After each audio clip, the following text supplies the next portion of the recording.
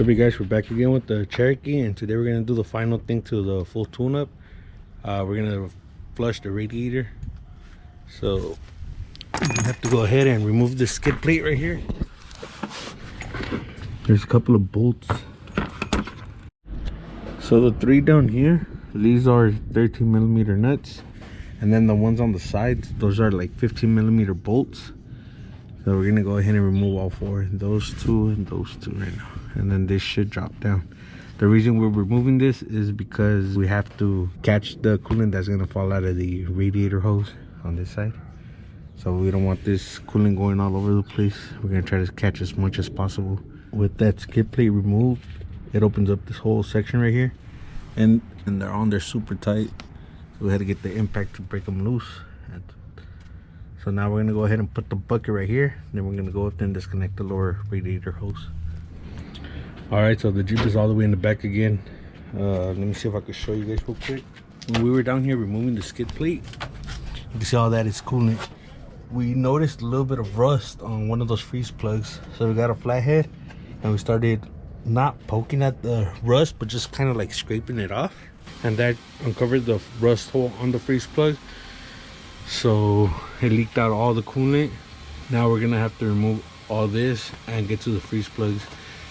There's a possibility of doing it with this on here, but since it's easier to just remove all this and actually get to the freeze plugs and do them right. But the one that we're working on, I don't know if you guys can see it, but it's right there. So there is a little bit of space to work on there. But we're just gonna go ahead and remove all of them, replace all of them. So we're gonna start off by removing this electric fan. This has to come off, this has to come off, this has to come off, the intake manifold has to come off, the header has to come off.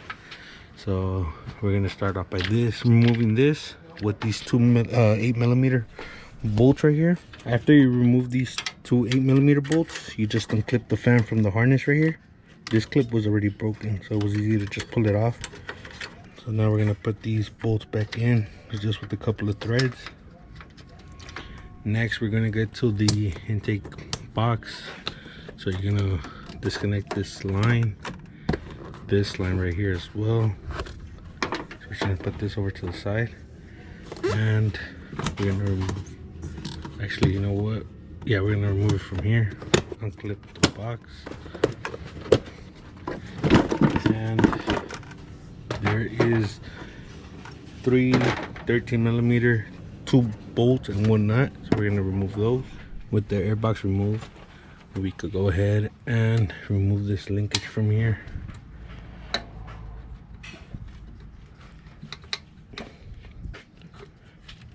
Come off like that. And then we're gonna remove the three that hold this bracket in place. Next, we're gonna go ahead and remove the belt from the power steering pulley. We put the 13 on this bolt for the tension, and it was loose. And then we checked the bottom bolt that holds the belt in, well, the pulley in place, and that was loose as well. So I guess the only thing putting the tension on the belt was this bolt. Kind of seems like it's stuck. We were kind of hitting this with the hammer, the tension bolt, and this one was already loose, the one right here by my finger, and it wouldn't move. So we were kind of struggling with it for a bit, and then we remembered that there was two more 13mm bolts back here that hold the whole power steering in place. So we have to get this bracket off of the intake manifold. So there is this bolt right here for sure. And let me see if there's another bolt back here. Yeah, so there's another bolt back here somewhere. Yeah, there's a bolt back there. So we're gonna have to remove the power steering. Let me go ahead and do that. There's a couple of 13mm bolts. So you have to remove these two 13mm long bolts from the back of the power steering pump. I think actually this one goes down here. And then you remove the 13 up here. This one that holds the power steering bracket to the other bracket. And then, so just make sure that these are the same. Now that gives us access to this bolt in here and this one right here, which would disconnect this bracket from the intake manifold. I think these are like 15s actually. Let me see, 13. Yeah, it has to be like a 15 or a 14. We just went ahead and put the power steering pump to the side. We removed the nut, this nut that holds the bracket to the tensioner bolt, and then you could just leave the tensioner bolt on here. So these bolts are 14 millimeters, and you have to remove both of these. This one and this one. Next, we're going to disconnect all the vacuum lines. So we're going to disconnect this one from the fuel rail, and we're going to have to replace this one because it's already brittle. Oh yeah, rip. So that's going to have to be replaced, and this one has to come off as well. These lines are going to have to come off, the ones from the valve cover to the intake manifold. Just make sure you don't rip them. Also, this brake booster line has to come off.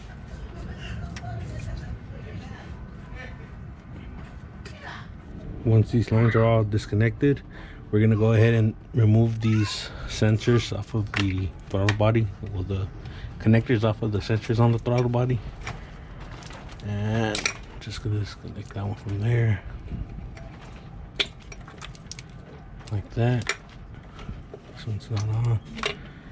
And then we're going to disconnect all the injectors. The fuel rail is going to come off. So make sure you label these pigtails. There's a couple that you can't get wrong, like this one has to go here. So, and we left them a little too long, but it's fine. This one's super long, so it has to go like that. I'm gonna label them real quick just so we won't get them wrong when we connect them back on here. And this is a good time to also get a rag, put it right here, and then get the fuel out of the fuel rail. Because all we did was put a piece of tape on the first one, we left the second one without the tape, the third one with some tape, fourth without, and fifth with tape, sixth without. So we already know how it goes. Next, we're gonna go ahead and remove the 10 millimeter bolts that hold the fuel rail to the intake manifold. So there's 4. This last one has a nut and the bolt because it holds this connector. So just make sure you don't lose that. With the bolts removed, you just give it a good wiggle and pull on it firmly. We went ahead and removed the whole fuel rail from these fuel lines. We just used tools from Harbor Freight that we had. And you could get away with just putting the line to the side like this, or maybe even pull it back a little bit. We just decided to go with this and just remove it. Now, these lines I think could only go on one way if I'm not mistaken, because they look like they're 2 different sizes. I could be wrong. No, they're actually 2 different sizes. You can see this one's thinner and this one's a bit bigger. Okay, next we are going to be removing this fuel. Oh, actually they're not even on there. That bolt's supposed to be on that bracket. Someone had removed this already. So now we're gonna get to the intake manifold bolts. There are these right here. There's a couple up here on the top. You just break them all loose, and then there's some on the bottom which are gonna be harder to get to. But you could look online, a diagram of all the bolts or the torque specs or whatever, and they'll show you where the bolts are and how many there is. So we removed 8 bolts. Basically you just have to remove the ones that are holding the intake manifold and the header. So there's 1, 2, 3, 4, and then there's 4 underneath. So now this intake manifold should come off like that. Shit. Let me go ahead and do it with 2 hands because I might have to wiggle it out because of that harness right there. So this is what it looks like without the intake manifold, and this is the freeze plug that gave out.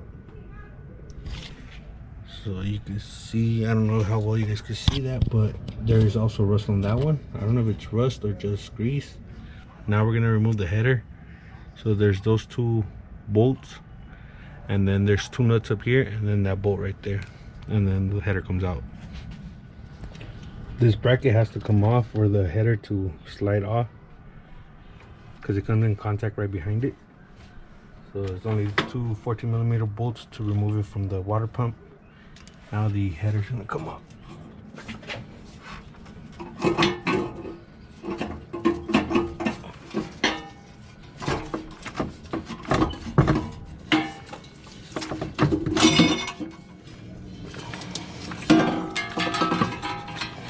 Now with the header and the intake manifold removed, you could access all the freeze plugs right here. There is 2, 4, 5, and this is the one that was giving us issues. So we were just going like this with the screwdriver, and there's a hole somewhere right here, and it's still leaking. And then this one also has the same gunk thing. This is what we were doing just to clean it up to see if it was rusted through, and then it started leaking, which is good because if we were gonna do the coolant flush, we're gonna put new coolant, and if it was gonna start leaking afterwards, we're gonna be out a couple of gallons of coolant. So this one also has some gunk right here. This one's good. Oh shit, this one started leaking right now too.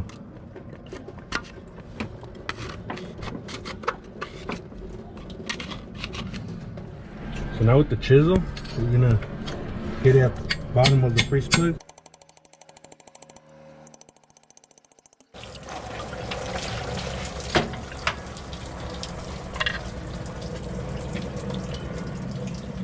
Even if it falls inside the block, you can still grab it and pull it out.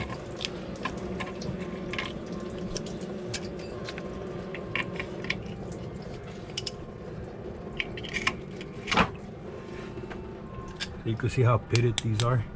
These are metal. The ones that we got are brass. We're just gonna go ahead and remove all 4 that are left, and then we'll put you guys back on once we put the new ones on. These are all the freeze plugs. They're rusted pretty bad. A couple of them, like this one, got busted even more when we hit it with the hammer. This one you can see how thin it is, and there's a hole already. This one also.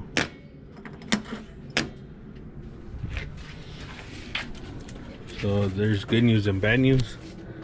The good news is that these are all out. The bad news is the one behind the head and the one that's where the bell housing and transmission goes. Those most likely are going to be rusted like the ones right here on the side.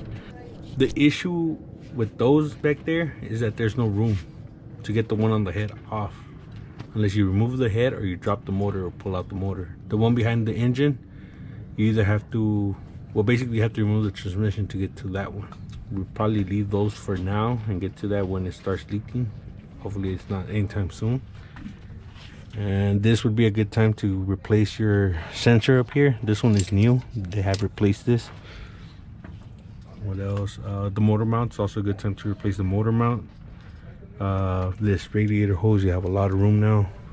The gasket, this gasket is gonna come off. Well, anything you could get to right now, it's a good time to do it. And for this Jeep, they were running coolant to see that it's all green, and even then the freeze plugs got rusted, so if you run water it's even worse.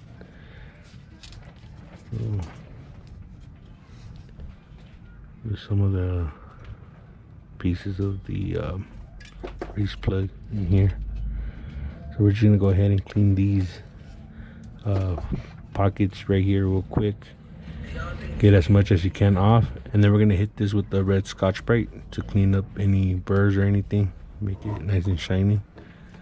These I think also come in the kit. We might replace these as well. So it already got dark and we were just thinking of what to do next, so pulling the engine. The reason being is because all the freeze plugs were rusted out from the inside, and we are almost 100% sure that the one behind the head and the one that's behind the motor is going to be the same way. So instead of putting the freeze plugs back on and driving the Jeep around and then having it break down, paying the tow truck, and still having to do this, we decided just to do it now since we already have all this off. And yeah, might as well do that, do the oil pan gasket, the rear main seal, clean everything up and slap it back in. And once it's out, we're gonna also get to cleaning the firewall and all this. It's not what we wanted to do right now, but I mean, we have no choice. Well, we do have a choice of just running it like this, but then most likely they're gonna give out and it's gonna leak coolant, and you know, we're gonna have that hassle regardless. So tomorrow what we're gonna be doing is, I'm just gonna give you guys a rundown because I'm not gonna record most of it, but what we're gonna be doing is disconnecting all the stuff from this side. We're gonna disconnect this coolant line, we're gonna disconnect this O2 sensor, we're gonna disconnect this water temperature sensor, these two heater hose and radiator lines. We're gonna disconnect all the electrical stuff from right here, the oil pressure sensor, the what else, the ground to this right here. We're also gonna take off the clutch fan and this route, and we're most likely gonna pull out the radiator, so we're gonna have to remove this. The transmission lines are going to be last because they are going to leak coolant. We're also going to install the transmission cooler while we're at it. We're just going to get everything out of the way from all around the engine and have it ready to pull out. So these two lines, when we remove them for the water pump, we're going to just set it to the side. We're going to unbolt the ground that goes to the firewall. Also this line that goes to the sensor, so it can come together with the valve cover. What else? And yeah, so we're basically just gonna get this section ready, and then the next day we're gonna do the transmission stuff and all that. So I'll put you guys back on once all this is removed or set aside, and I'll tell you what we're gonna do after that. We're almost there. We already disconnected the hose, the harness, the injector harness and all that to the side. We removed the ground from the firewall, the sensor back there, the clutch fan, the fan shroud, the AC compressor, 4 bolts right here. These are size 13 or half. We moved that over to the side. We also disconnected the distributor. We just have to disconnect this ignition plug right here. Also the oil sensor, and then unbolt this harness from the engine block. And I think that's it. Also the transmission lines, we have to disconnect them. We're just gonna do that last because it might leak some oil. Well, it is gonna leak some oil. Also this harness right here for the O2 sensor, we just have to get that zip tie, and then the bracket's gonna come out with the engine. And what we're thinking of doing is unbolting the motor mount from the unibody instead of removing it from here, just so we can have more wiggle room and not get these things stuck. But we'll see once we get there. Well, this is as far as we got for this video. We disconnected everything from around the motor except the transmission lines because we don't want those to make a mess. But we will disconnect those as soon as we unbolt the transmission from the engine, which that will be in the next video. And we also came to the idea of replacing everything possible while the engine is out. So we're gonna go ahead and do the rear main seal, oil pan gasket, oil pump, water pump, harmonic balancer possibly, which is the most likely, timing cover gasket, timing chain. There's a couple other things like just thermostat housing, and whatever else needs to be replaced. We're gonna go ahead and replace this line as well. The good thing is that there's a quick disconnect down there somewhere, so this line we have to find that at the junkyard and go ahead and get one of these, because you can see someone repaired it. They used some clamps, and we just want to be safe because that's a fuel line, so we're gonna go ahead and grab one of those. We used some tape to label the plugs for the sensors so we could remember where they go.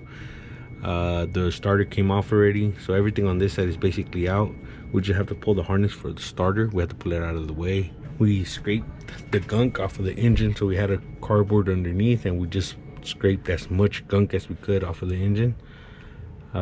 We did that on this side as well, but it's a little tighter here, so whatever we were able to reach, we went ahead and did that. So the plan is that while the motor is out, we're gonna go ahead and degrease the engine bay as much as possible, repair some of the split loom that is already coming apart, and also degrease the engine, clean it up, so when we throw it back in, everything is nice and clean. In the next video, we're gonna go ahead and pull the engine out, so stay tuned for the videos that are coming on this Jeep. Make sure to follow us on Instagram at _OXC Films. I'll leave that in the description down below, and we'll catch you in the next one.